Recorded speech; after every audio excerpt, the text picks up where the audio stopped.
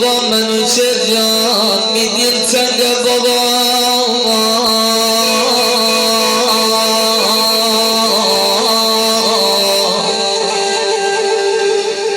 آخ می عزیزم بابا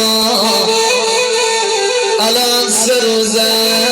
منو میدیم در اینجا